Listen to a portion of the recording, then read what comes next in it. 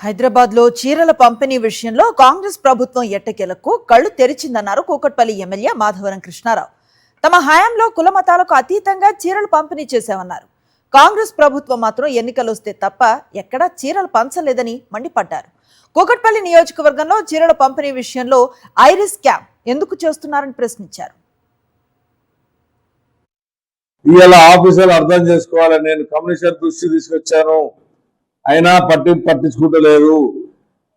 అదే మల్కాజ్గిరి కమిషనర్ కూడా పంపాను, ఫోన్లో మాట్లాడాను.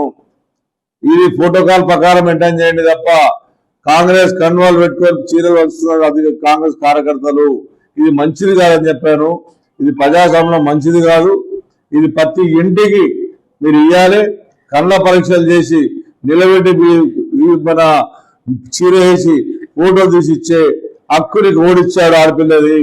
ఎక్కడ ఎందుకు తీసుకుంటున్నావు ఫోటో ఇచ్చే 200 రూపాయల కొరకు ఫోటో పెట్టన్నా, రేపు చీరలు ఇచ్చిందని చెప్పి రేపు స్కీములు ఎగరగొట్టనికా, లేకపోతే రేపు డబ్బులు ఇచ్చేగొట్టనికా, ఏదో జరుగుతుంది. ప్రజలు అప్రమత్తంగా ఉండాలని చెప్పి నేను తెలియజేస్తా ఉన్నా.